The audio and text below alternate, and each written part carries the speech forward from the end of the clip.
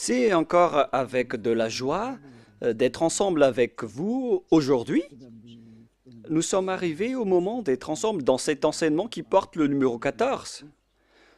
Et aujourd'hui, nous allons bien écouter un enseignement, une explication concernant le Père Yahva, ce que les gens pensent de lui, ainsi que les paroles de la vérité concernant Yahushua, ainsi que le détournement des gens par les gens de cette vérité qui a causé un grand danger sur votre chemin et sur la planète Terre, bien évidemment.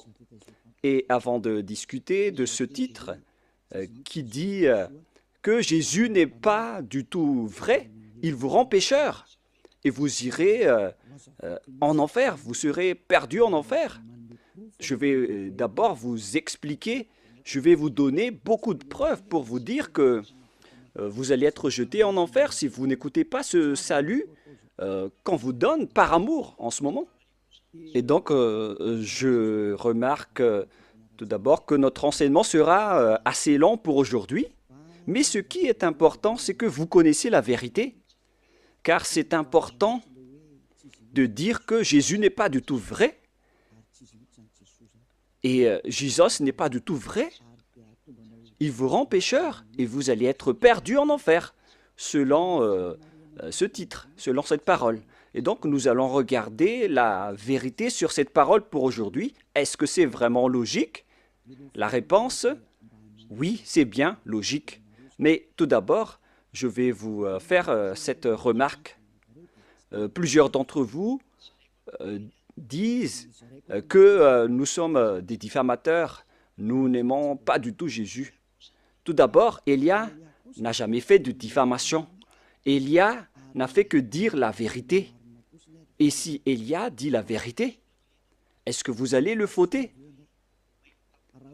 Si, par exemple, je vois une personne qui est en train de mourir et qui va être jetée en enfer, et j'ai les preuves pour vous le dire dans la vérité, et que c'est la vérité, et moi je vous dis que voilà la preuve que vous irez en enfer, et vous suivez les faux dieux.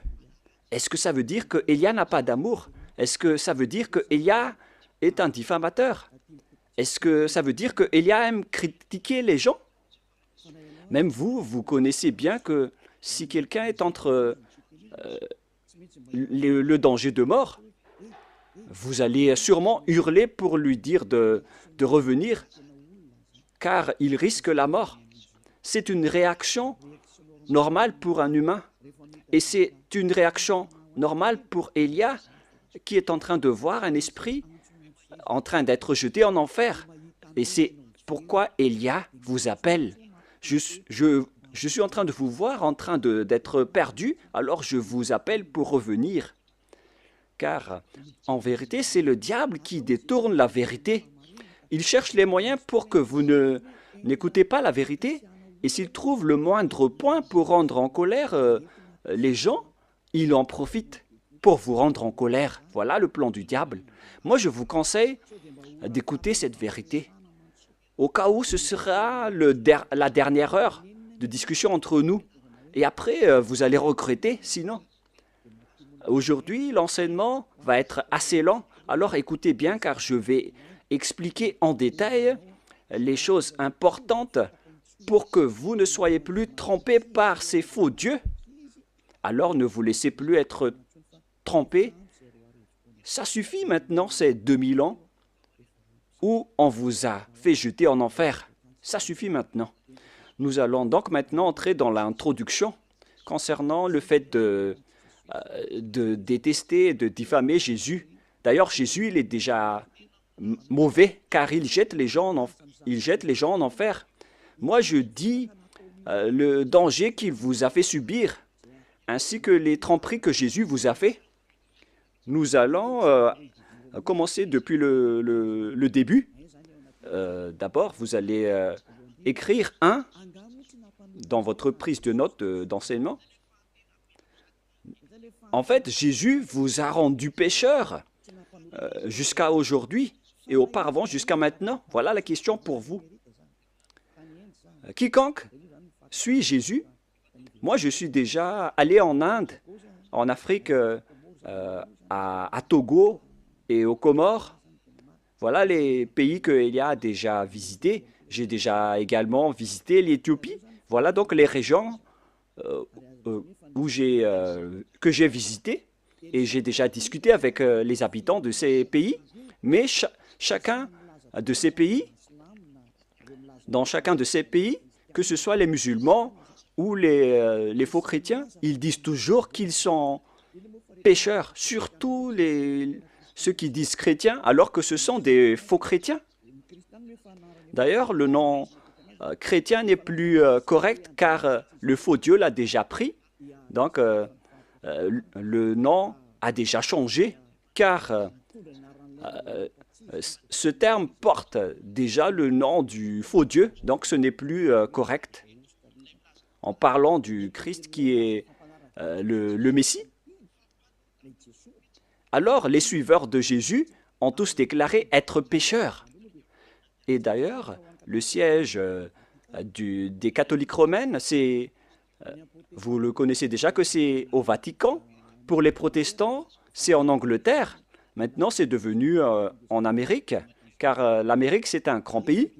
Et tous ces pays déclarent, après discussion avec eux, on leur a dit qu'ils sont avec le faux Dieu. Il faut revenir vers l'original, mais les Américains ainsi que leurs troupes, ils exigent toujours que ceux qui suivent Jésus sont toujours pécheurs. Et l'ôtement du péché n'est pas du tout possible pour eux, car sur terre, on doit trébucher, et sous le ciel, on doit être trempé. Donc, tous les propos des habitants sur cette planète Terre, ils déclarent tous que tout le monde est pécheur. Alors que selon la Sainte Écriture, Dieu n'écoute pas les pécheurs. C'est dans Ésaïe 59, 1, 2. Nous allons le lire ensemble. Ésaïe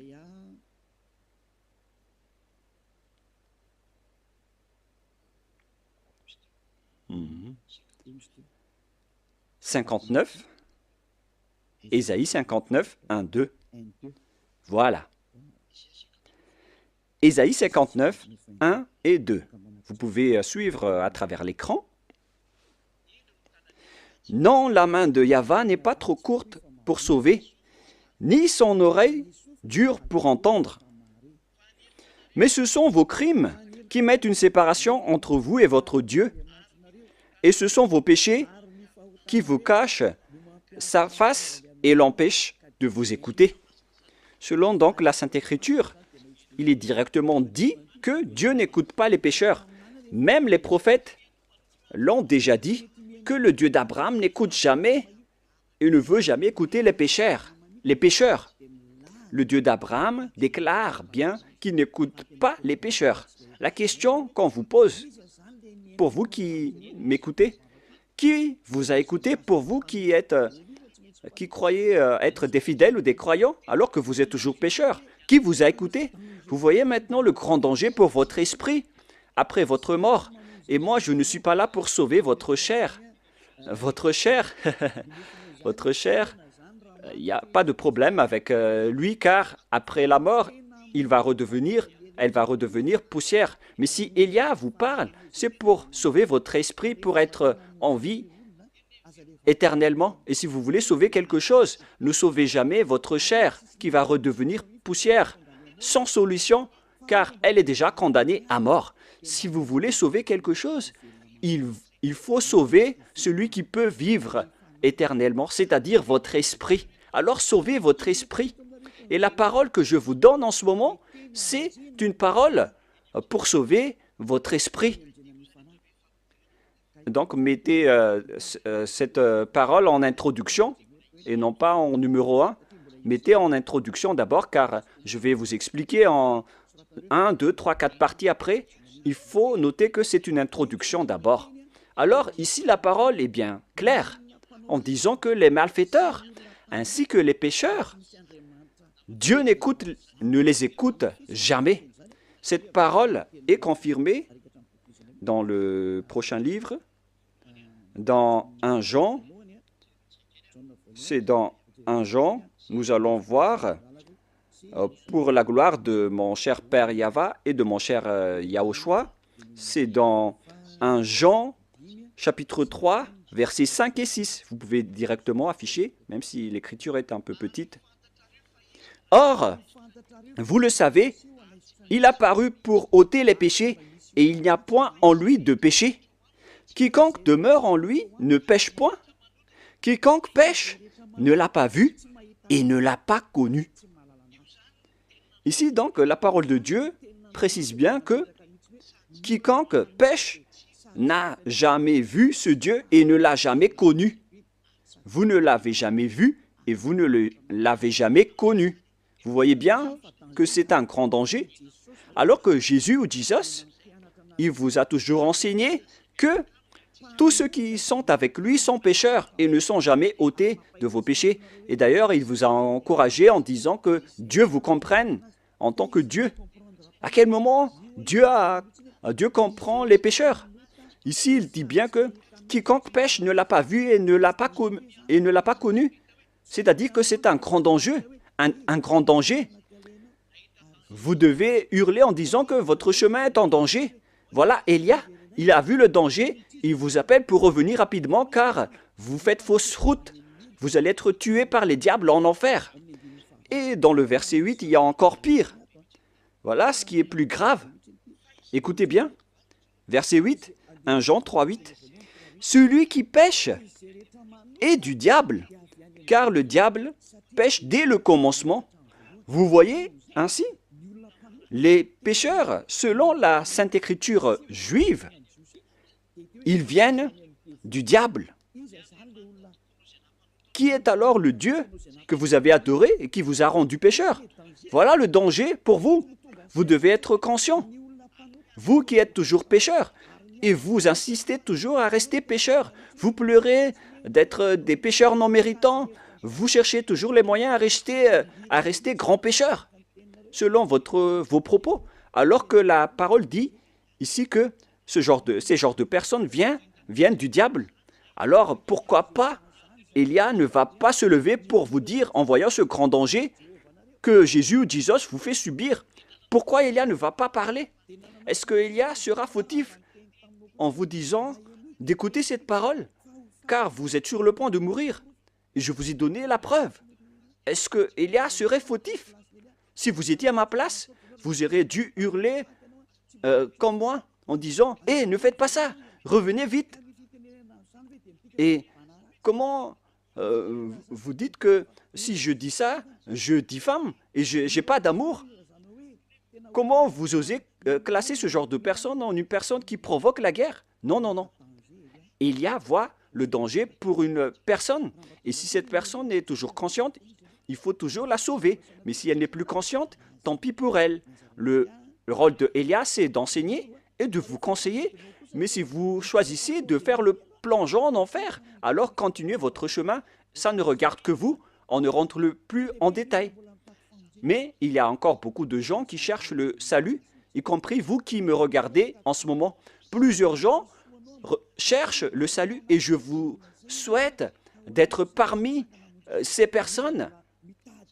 C'est pourquoi je me tiens debout pour chercher les gens qui cherchent le salut, car on ne sait jamais. Peut-être, parfois et souvent, ce sont des gens qu'on ne pense pas du tout qui cherchent le salut. Alors, Élia vous conseille, ne mettez plus dans la tête que Élia est un diffamateur ou Élia fait ceci ou cela. Enlevez-vous cette mentalité du diable qui vous a fait boucher les oreilles pour que vous n'écoutez jamais la vérité. Une fois que Élia est là pour vous sauver, c'est Élia qui est arrivé parmi vous, ce que tout le monde entier a tant attendu, en disant que Élie va arriver. On parle de Élia, celui que vous voyez en ce moment. Il va sauver les gens pour revenir le cœur du Père Yahva vers les humains et faire revenir vos cœurs auprès du Père Yahva pour que vous ne péchez plus. La question se pose, si je détiens le pouvoir pour que vous ne péchez plus, quelle est ma faute? Répondez-moi. Quelle est la faute d'Élia à ce sujet? C'est le diable qui doit être en colère contre Élia. Ça, c'est logique. Si les diables sont en colère, ça c'est logique, car Élia sauve les gens pour qu'ils ne sont plus pécheurs. Mais si c'est un humain comme vous qui est en colère, alors sachez que vous avez pris la place du diable, alors ne faites pas ça. Ça ne vous apporte pas du bien. Pourquoi vous allez haïr la personne qui cherche à vous sauver? Il faut garder le silence si vous ne voulez pas et laisser les autres être sauvés. Si vous ne voulez pas être sauvé, tant pis pour vous, mais moi je vous le déconseille de le faire, hein, car c'est mal. C'est le diable qui a des points avec le péché, mais vous n'avez rien. Alors ne donnez plus des points au diable, sauvez votre esprit pour qu'il se retourne vers son Créateur, c'est-à-dire le Père Yahweh et mon cher Yahushua. C'est l'objet de cet enseignement, en vous disant que Dieu n'écoute pas les pécheurs. Et je précise bien la parole du vrai Fils de Dieu. Il s'appelle Yahushua. Voilà l'enseignement d'aujourd'hui qui sera assez lent. Moi, je vous préviens déjà, on va passer plus de 2 heures. Alors suivez bien, ne dormez pas avant, ne critiquez pas et réfléchissez bien. Et vous allez voir que c'est vraiment de l'amour que Élia vous donne. C'est du salut, de la preuve d'amour pour vous les humains qu'il existe un être qui cherche à vous sauver. Voilà Élia, il cherche à vous sauver. Je cherche tous les moyens pour vous sauver, pour que vous seriez délivrés des chaînes de ces diables qui iront en enfer. Vous allez être déchaînés de leurs mains pour que vous buvez la joie illimitée et sans cesse. Et si vous allez dire, mais on est déjà en joie, oui, vous avez de la joie. Mais vous connaissez toujours que ce n'est pas la vraie joie que vous avez. Vous pensez que ce sont les riches qui sont vraiment dans le bonheur et en joie, alors que vous voyez bien que les riches cherchent toujours le bonheur, même s'ils ont déjà des milliards de dollars entre les mains, ils ne se consolent jamais. Ils cherchent toujours plus d'argent, c'est-à-dire que le bonheur n'est pas du tout dans l'argent. Les milliards de dollars ne donnent pas le bonheur et de la joie. Même si vous avez tout, vous n'avez pas la joie, car pourquoi vous cherchez toujours à augmenter vos richesses? Mais lorsque vous ne péchez point, vous avez vraiment la joie illimitée. Et c'est ce que les gens en Yahushua possèdent, qu'ils ne veulent jamais abandonner, car ils vivent dans cela. Et c'est la joie des gens ôtés des péchés que Élia vous partage. C'est ça le vrai bonheur. C'est la personne qui ne pêche plus, qui est la plus en paix sur cette planète Terre. Et si vous voulez avoir le bonheur et la paix, alors ne péchez plus et suivez Élia. Car Élia a été envoyé par Yahushua. Il est l'ambassadeur de Yahushua. Nous allons donc voir la parole du vrai Créateur, le Fils du vrai Créateur, Yahweh. Et le nom de son Fils, c'est Yahushua. Je vais encore vous les expliquer, le nom du Père Yahweh et Yahushua. Mais nous sommes encore dans l'introduction, même si c'est assez lent. On doit partir de là pour tout voir. On va voir donc la parole du Fils du vrai Créateur. Et le nom de son Fils, c'est Yahushua. C'est dans Jean chapitre 5, à partir du verset 14, si je ne me trompe pas. Jean 5, 14.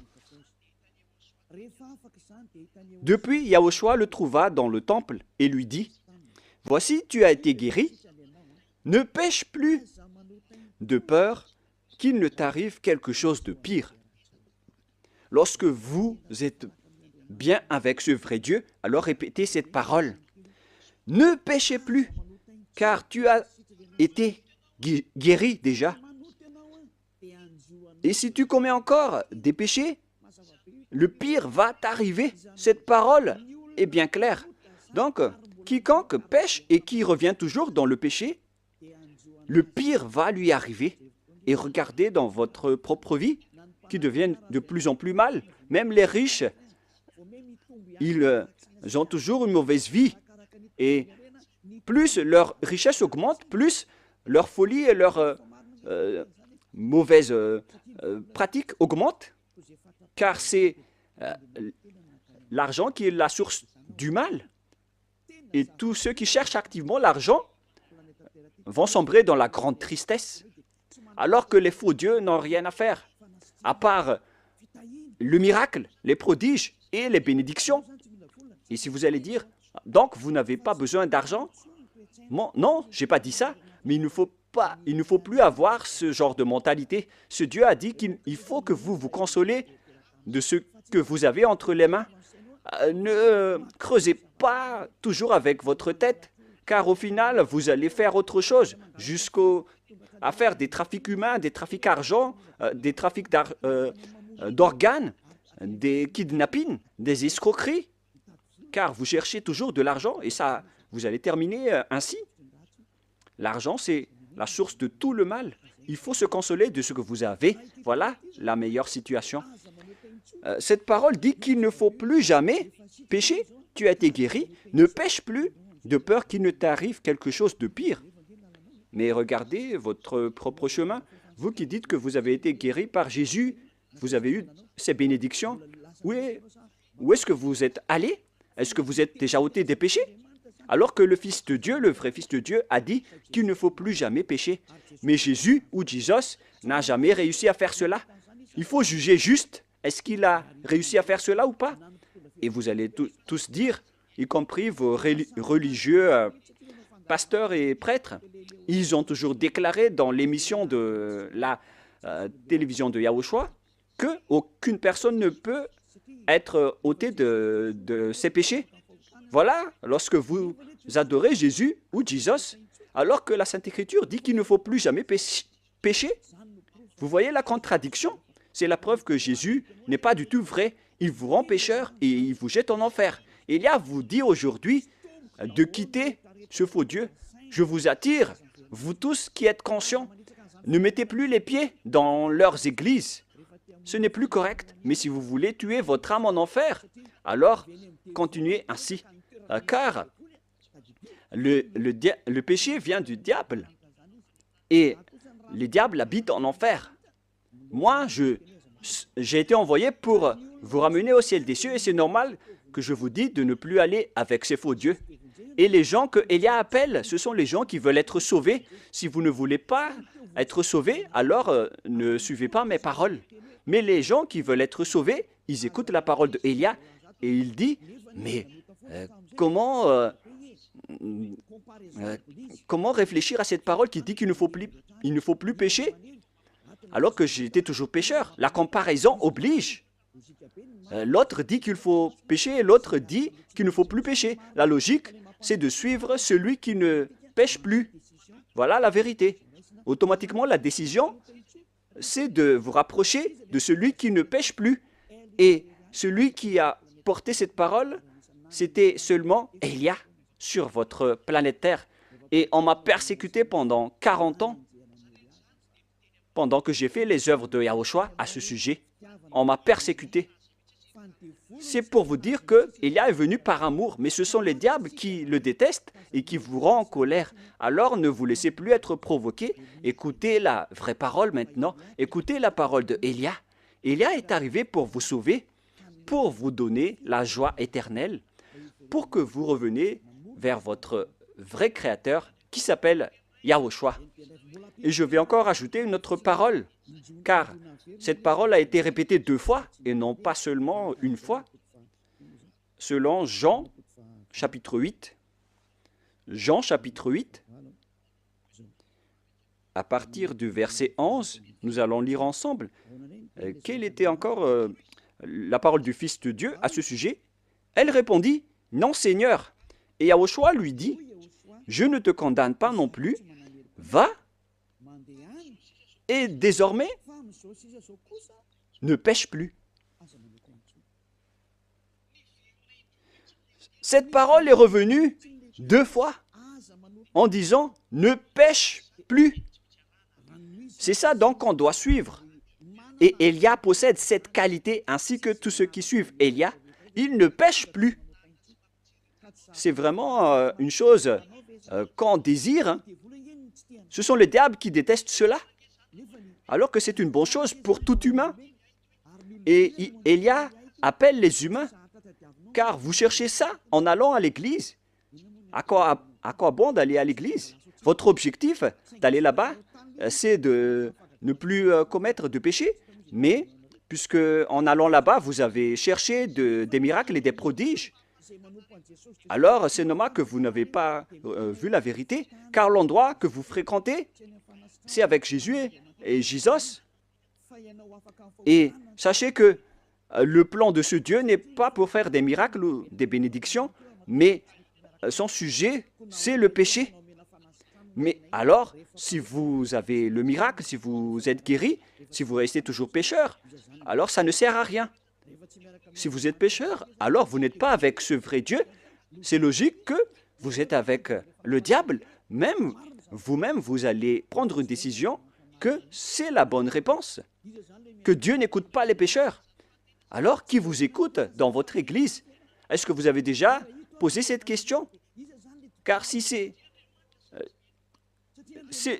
celui-là le vrai Dieu qui n'écoute pas les pécheurs et que les pécheurs viennent du diable, alors l'endroit que vous fréquentez, c'est un endroit qui appartient à qui? Et vous vénérez qui? Vous priez à qui? Le schéma est très grave. Ce n'est pas de la diffamation. Si vous réfléchissez bien, vous allez déduire que la parole de Élia est vraie. Vous devriez même remercier Élia, car Élia est venu pour vous sauver. Et mes paroles ôtent les péchés que les autres religions n'ont pas réussi à faire jusqu'à maintenant. Ce sont seulement les envoyés du ciel des cieux qui peuvent sauver les gens, comme Yahushua, mon cher grand frère. Mais vous, entre humains, entre pécheurs, comment est-ce possible que vous allez réussir à vous délivrer entre vous-mêmes? Par exemple, entre prisonniers, vous êtes prisonniers ensemble. Comment l'autre prisonnier peut vous libérer? Il faut que c'est une personne venant de l'extérieur qui vous libère. La personne qui est prisonnière avec vous reste collée avec vous en prison. Et pareil, ce sont les personnes qui ne sont pas pécheurs qui peuvent sauver les gens pécheurs. Ça, c'est logique. Ce sont les gens à l'extérieur de la prison qui peuvent libérer les gens à l'intérieur de la prison et non pas les gens qui sont à l'intérieur de la prison. Ce ne sont pas les personnes pécheurs qui peuvent sauver les autres personnes pécheurs. Ce sont les envoyés, les êtres qui ne sont pas pécheurs, qui peuvent sauver les personnes pécheurs. C'est pourquoi Élia est arrivé. Alors, n'écoutez plus les faux dieux, car au final, ce vrai Dieu va être en colère contre vous, car on est en train de vous sauver. Pourquoi vous faites encore de grands propos? Maintenant, nous allons entrer dans la deuxième partie, après cette explication, après cette corps d'introduction, qui a dit que Dieu n'écoute jamais les pécheurs. Les pécheurs viennent du diable. Et tout ce que vous faites en tant que pécheur vient du diable. Alors n'écoutez plus ces derniers, écoutez vraiment le vrai Dieu. Maintenant, nous allons expliquer le sujet concernant le Dieu Père que vous avez changé en Jéhovah ou Yahou pour certains. Mais c'est quoi ce pire danger que vous avez fait? Pourquoi Élia vous parle de ce grand danger? C'est vraiment pire, car le Dieu d'Abraham, il a sorti la parole comme quoi il ne faut jamais profaner son nom. C'est vraiment un pire danger, donc, de changer ou de transformer son nom. Certains disent que ce n'est pas le nom qui est important, c'est la parole qui est importante. Il y a certains qui disent cela en appuyant avec des versets. Si c'est la parole de notre... sachez que la parole de notre Père est incontestable. Et c'est d'ailleurs sa parole qui a dit qu'il ne faut pas profaner son nom. Alors c'est la parole elle-même qui a priorisé et qui a privilégié le nom. Si on va lire le livre d'Ésaïe,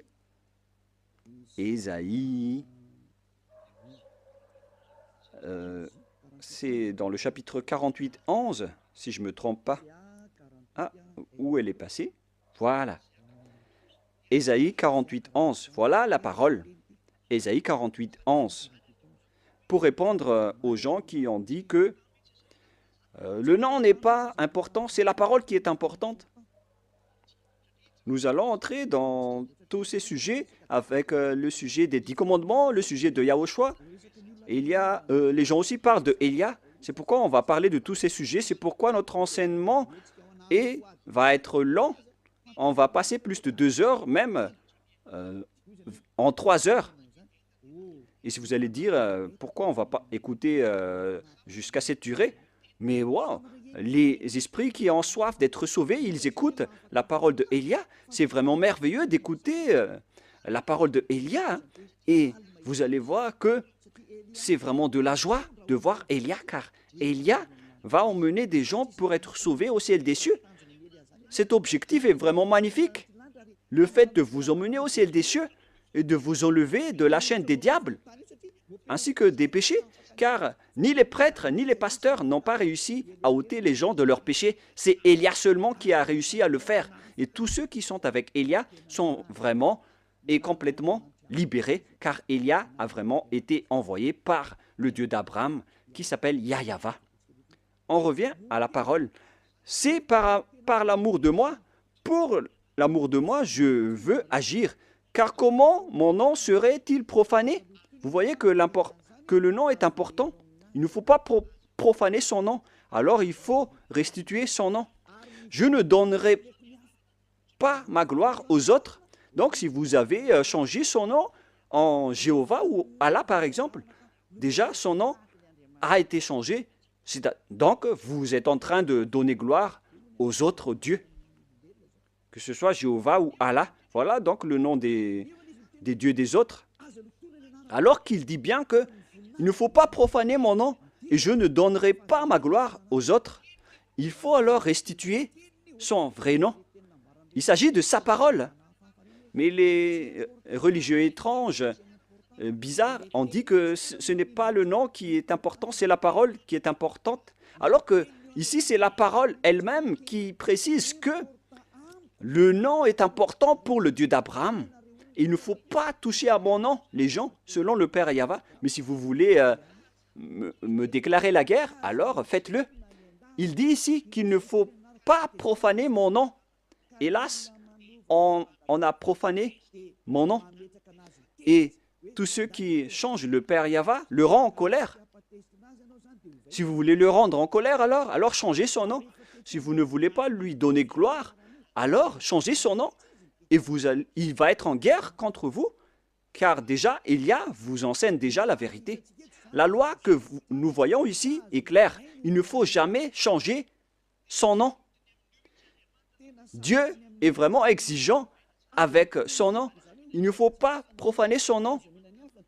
Lorsque vous changez son nom, c'est-à-dire qu'en même temps, vous profanez son nom en changeant en nom d'autres dieux et vous donnez sa gloire aux autres. Au lieu d'appeler Yahweh, vous avez appelé Jéhovah ou Allah. Ce n'est pas du tout correct. Je vais vous donner la preuve. Pour vous qui dites que, pourquoi vous dites que notre Dieu est faux? Qui est le vrai Dieu selon vous? Vous devez lire dans votre Bible, dans la préambule, dans la Bible catholique romaine, dans la préambule, dans l'introduction, il est écrit que la Bible, l'Ancien Testament ainsi que le Nouveau Testament a été traduit depuis la langue hébreu ancienne ou moderne. C'est-à-dire que si vous voulez regarder la Sainte Écriture, il faut regarder à travers dans la langue ancienne hébreu ou juif. Donc, puisque la langue hébreu appartient aux juifs, alors il ne faut pas que ce sont les Français qui maîtrisent le malgache plus que les malgaches, en disant que les meilleurs en malgache, ce sont les Français, ou les meilleurs en français, ce sont les Anglais. Ce n'est pas logique. Il faut que ce sont les propriétaires de la langue qui prouvent quel est le nom de leur Dieu. C'est pourquoi on doit regarder le Sefer Torah. Et le Dieu d'Abraham, c'est le Dieu d'Abraham. est donc le Dieu d'Hébreu, car Abraham est un Hébreu. Nous allons d'ailleurs rechercher ce verset. Voilà. C'est dans Genèse 14, 13. Vous pouvez directement afficher. Genèse 14, 13. Un fuyard vint l'annoncer. Genèse 14, 13. Un fuyard vient l'annoncer à Abraham, l'Hébreu, celui qui habitait parmi la chaîne de Mamré, l'Amorin, frère d'Escol et frère d'Aner.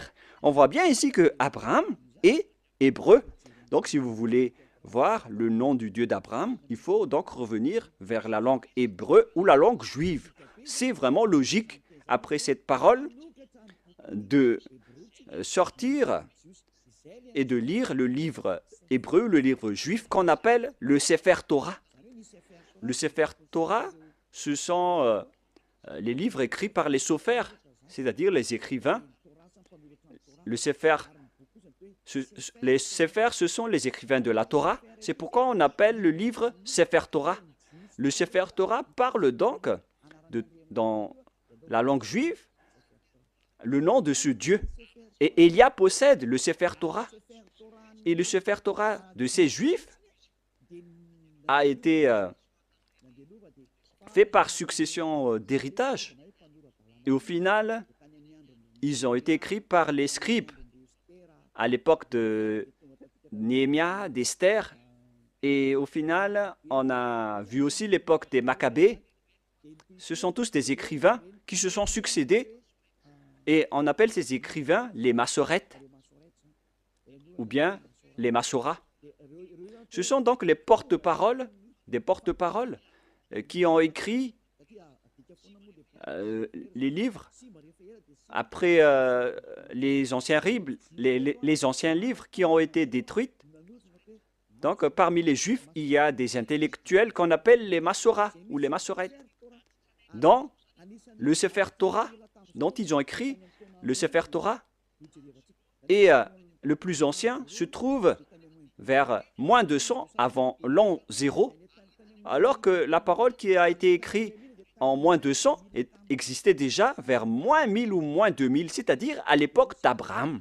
Je vais vous montrer toutes les paroles à ce sujet en langue hébreu. Donc, si on veut regarder le nom, alors on ne doit pas le regarder en Angleterre ou en Amérique. D'ailleurs, les chercheurs mondiaux, les chercheurs dans ce monde ont déjà trouvé l'appellation de ce Dieu jusqu'à aujourd'hui.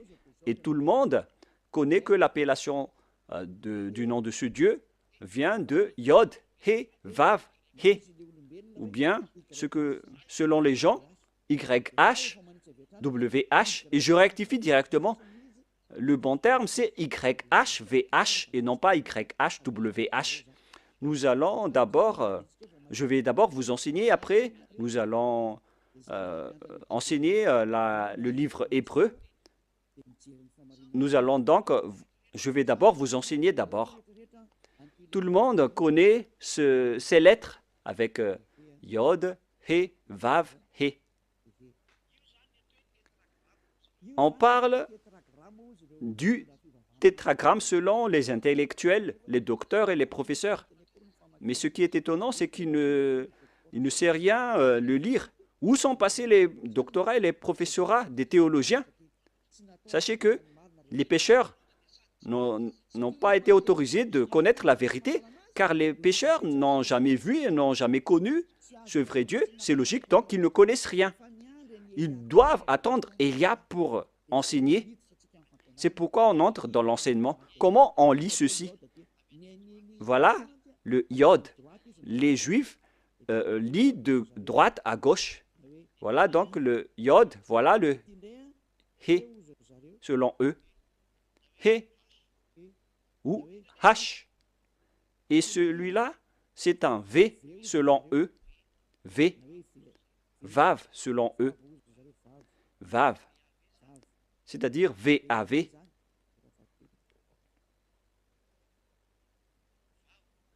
Vav.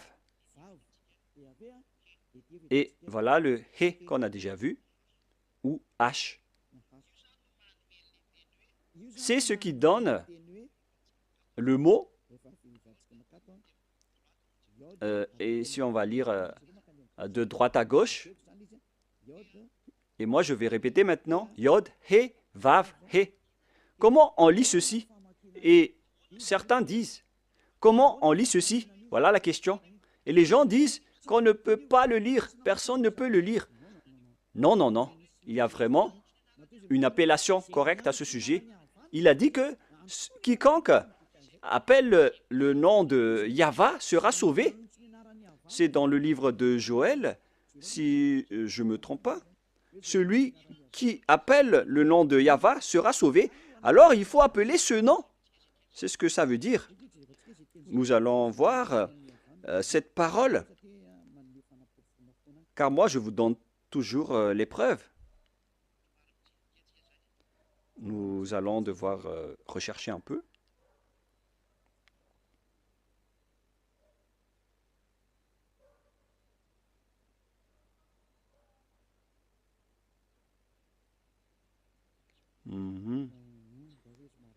Je vais d'abord rechercher cette parole rapidement.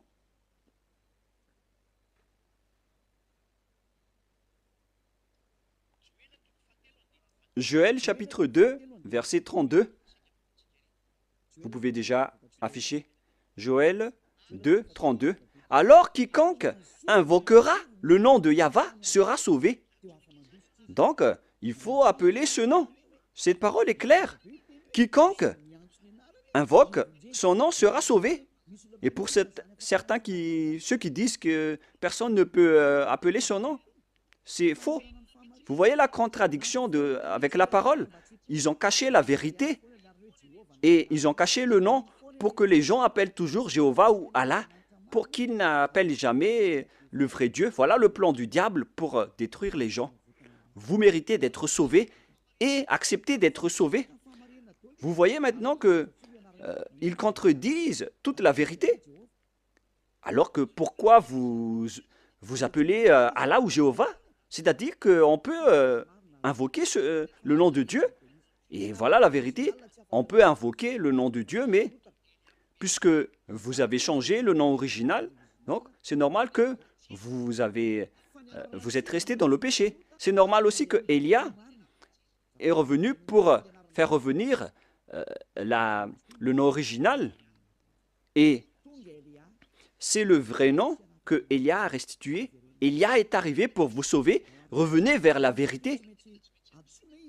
Nous voyons donc qu'on doit l'invoquer. Et, excusez-moi, Élia n'a pas besoin de le chercher. Il connaît le nom de son père qui a envoyé Élia. Je connais celui qui m'a envoyé. Je connais son nom.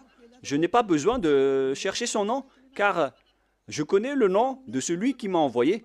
Mais là, je suis en train de vous donner la preuve dans votre livre. Le prophète Moshe l'a déjà écrit et je vais donc vous le donner. Nous voyons ici maintenant, nous allons voir maintenant le livre hébreu, le livre juif, qu'on appelle le Sefer Torah. J'espère que l'image sera assez grande pour bien vous montrer. Voilà le Sefer Torah écrit par les Massorètes ou les Massorats. Voilà. Au coin, on voit le terme hébreu massorétique texte. C'est-à-dire que ce sont ces massorètes qui ont sorti l'enseignement et le livre. Ce sont des intellectuels, ce sont des coordonnateurs, y compris Ezra, Néhémia, vers l'ancienne époque, vers moins 400. Et après, ils ont été succédés par les autres. On parle de date approximative. Ce n'est pas précisé. Et après, il y avait aussi les écrivains qu'on appelait les Maccabées. Mais la parole que je vais vous donner, ce sont la parole des Massorètes que nous allons lire dans Exode ou Shemot en hébreu. Shemot chapitre 15, verset 2. Voilà, nous avons la version française. Et l'hébreu va sortir après. Shemot, chapitre 15, versets 2 et 3. Pour vous qui possédez le livre hébreu ou la livre hébreu, vous pouvez lire celle-ci. Exode 15, 2 et 3. Voilà la langue hébreu qu'on voit ici. Nous allons un peu traîner dans cette partie, mais ce n'est pas grave car c'est le bon départ. Et voilà le rôle de Elia, il va restituer le nom avec cette base. Voilà donc l'écriture en griffe, en violet. Voilà. Avziv, Vzimrat, Ya. Voilà donc la translittération en jaune. Avziv, Vzimrat, Ya, Valim, Ishwa, Vajim, Valveu, Varum, Menu. Voilà la lecture en langue hébreu. Pour vous qui lisez en hébreu, la traduction est à côté. Je répète bien. Aziv, Vzimrat, Ya, Valish, Lin, Yash, Elu, El, Avi, Varum, Enu. Voilà donc la lecture en hébreu. Et nous voyons l'expression Ya. Voilà le nom du Dieu hébreu. Ya. Le voilà. Et nous allons voir la lecture selon eux. On l'appelle, on le prononce Ya. Y-A-H. Voilà, si vous voulez bien regarder. On le prononce Y-A-H. On va l'agrandir un peu. Je vais cliquer et ça donne Ya. Yod, He. On le prononce Ya. C'est pourquoi, lorsque nous sommes revenus vers l'original, vous voyez bien que Yod et He se prononcent Ya. Et nous allons revenir vers l'original pour dire Avzi, Vzimrat, Ya. Voilà. Et si on le lit, il y a la version anglaise qui dit que c'est Ya qui est ma force et le sujet de mes louanges. C'est lui qui m'a sauvé. C'est lui donc qui m'a sauvé. Pour ceux qui connaissent l'anglais, ce n'est pas grave. Je vais le traduire à mon niveau, mais ce n'est pas loin. Mais ce qu'on voit ici, c'est que la bonne prononciation de Yod et He, c'est Ya. Souvenez-vous bien de cela. Lorsque vous voyez les formes Yod et He, comme ici au milieu, et je vais cliquer, et il va sortir ici. Lorsque nous voyons la forme Yod et He, que je vais d'ailleurs capturer en photo pour qu'on les enseigne en particulier, puisqu'on va continuer à traîner un peu dans cette partie. Donc, voilà, je peux bien vous expliquer. Voilà. Et lorsque si nous allons prendre cette image, voilà le Yod et voilà le He. Le voilà. Voilà le Yod ou Y. On va écrire en rouge Y. Et voilà le He. Ou bien le H. C'est le H. Lorsqu'on a rassemblé la prononciation de Yod et He, ça donne I, A, H ou Ya. C'est-à-dire, lorsqu'on lit, ça donne le mot et l'écriture Ya. Oh, c'est devenu trop rouge. Ya. Voilà. Et c'est Ya qui est devenu la bonne prononciation au final. Donc, souvenez-vous bien que lorsque vous voyez les formes Yod et He, alors la prononciation c'est Ya. Il ne faut plus chercher loin. On le lit directement Ya. Et comment on lit maintenant le Yod, He, Vav, He? Comment on prononce ce mot? On va le faire petit à petit. Nous allons entrer maintenant dans la leçon suivante. Yod. Où elle est passée déjà? On doit regarder à la fin. Voilà. Nous allons revenir un peu avec la parole. Ah, ça a un peu bugué. Nous allons entrer dans la troisième partie pour voir le nom du vrai Dieu. Il a dit, Yah est ma force et le sujet de mes louanges. Et dans le livre des psaumes, on dit Alléluia. Pour donner gloire au Père Yahva, on dit Alléluia. C'est-à-dire gloire au Père Yahva. Il n'a jamais dit que c'est Alléluia. Vous voyez vraiment la grosse erreur des humains.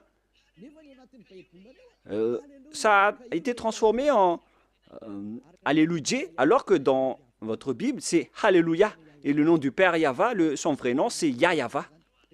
Donc, on va lire l'autre nom, car on a déjà vu Yah. Vous voyez donc, à travers cette remarque, avec le Alléluia, que son nom, c'est vraiment Yah. Voilà donc, en troisième partie, on parle ici de Yahva Shmo. Je vous le dis directement, mais ici, vous voyez d'abord Yod, He. Voilà. Et même les sens ont tous été changés. C'est pourquoi on est là pour les rétablir à la normale. Après les fausses translittérations, ils ont créé le nom de Jéhovah ou Yehovah, alors que ça n'existe pas du tout, cette prononciation. Alors, quelle est la bonne translittération? Voilà donc les mauvaises translittérations à cause des changements des humains. Ils ont changé carrément. Alors, on voit dans le verset 3, la lecture juive, c'est Yahva. La lecture de Yod He Vav He, que je vais prendre en photo également pour vous lire, c'est vraiment facile. Hein? Une fois que vous avez connu cet enseignement, vous allez être ôté de vos péchés et vous ne péchez plus jamais. C'est le rôle de Elia de vous restituer la vérité pour que vous la connaissez. Nous allons continuer maintenant. Voilà le Yod He que nous allons écrire en rouge. Voilà donc le sens. Et nous savons tous que Yod et He veut dire Yah. On n'en parle plus. C'est déjà clair. Jusque-là, on connaît que c'est Yah. Et qu'en est-il du Vav et de He? Vav ou W, A et H. Yahva. Comment on prononce ce W? Car il y a des gens fous qui ont créé Yahvé et certains ont aussi créé Jéhovah ou bien Yahou. Quelle est la bonne prononciation selon les Juifs de ce W? On pose la question à ce W, quelle est ta bonne prononciation? Car tous les humains sont en réflexion à ce sujet. Elia ne réfléchit plus à ce sujet car j'ai déjà connu ce nom depuis chez nous. C'est pourquoi mon nom, Ziadia Elia. Ce nom ne vient pas de chez vous, ça n'existe pas chez vous. C'est un nom qui vient de chez nous. Ziadia Elia. Et nous vous enseignons le nom de celui qui nous a envoyé, le Dieu Père qui est assis sur sa grande trône, la grande lumière qui nous a envoyé, notamment Elia qui est arrivé parmi vous, qui vous dit la vérité et qui vous restitue la vérité qui est écrite dans votre livre.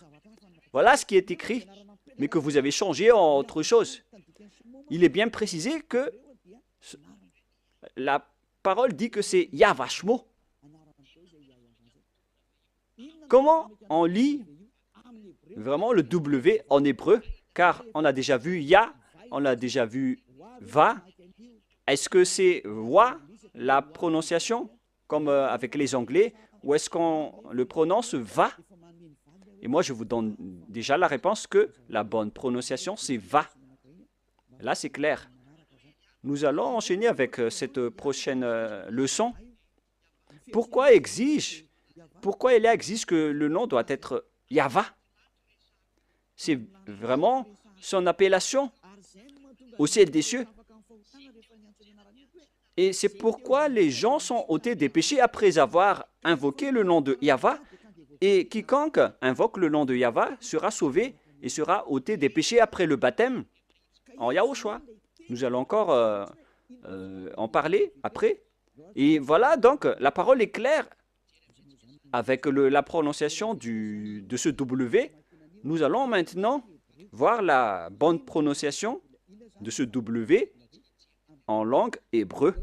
Et nous allons le voir dans Wikipédia, qui regroupe plusieurs intellectuels partout dans le monde. Moi, je précise bien que Elia connaît déjà que la prononciation de ce nom, c'est Yahva, depuis chez nous. Alors que vous aussi, les intellectuels sur Terre, vous connaissez aussi l'appellation. Donc, il faut regarder avec les propriétaires de la parole. Il ne faut pas que ce soit vous, les Malagasy, les Français ou les Anglais, qui va faire sortir la parole. Il ne faut pas faire ce mauvaise aventure. Il faut revenir avec les propriétaires de la langue. Allons-y alors.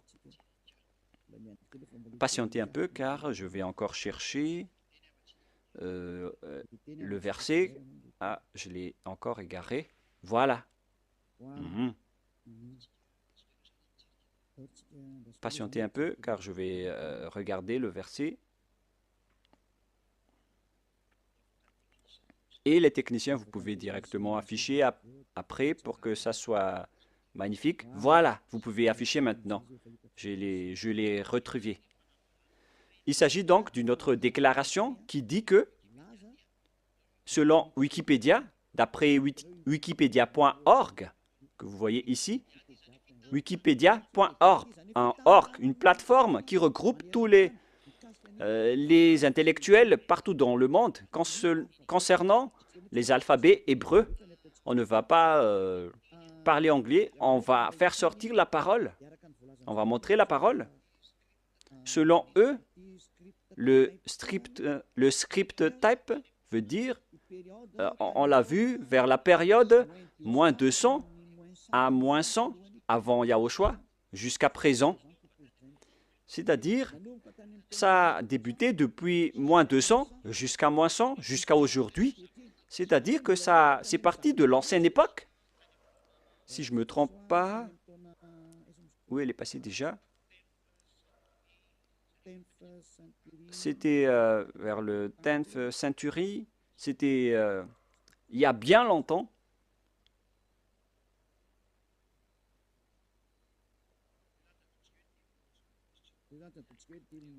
On va partir de ce second, c'est-à-dire vers moins 200, moins 180, moins 170, moins 150, jusqu'à moins 100, moins 80, moins 70, jusqu'à aujourd'hui,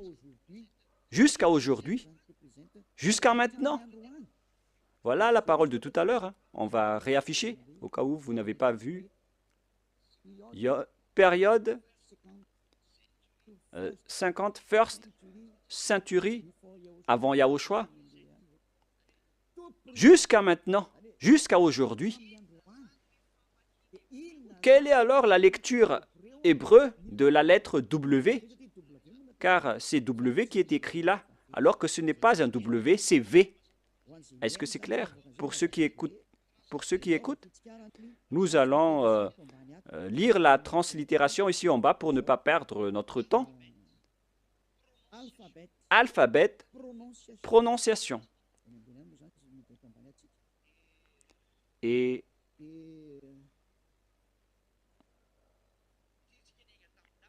puisque nous sommes partis des dates jusqu'à aujourd'hui, comment garder l'appellation, la prononciation de la lettre W jusqu'à aujourd'hui? Si ça existait déjà depuis moins 200 et depuis l'ancienne époque, comme je vous ai déjà dit, avec l'époque de Néhémie, de Ezra, vers moins 300, moins 400. Et pourquoi, vous qui êtes récents et récemment arrivés, pourquoi vous dites qu'on va le changer ainsi? Mais si vous n'êtes pas ôté des péchés, sachez que vous irez en enfer. Moi, je vous montre la vérité en ce moment. Alors, nous allons voir comment on lit ce W. Voilà. Ici, on voit le Vav, la lettre V. Le trait que je vous ai enseigné, du côté gauche, on le prononce V.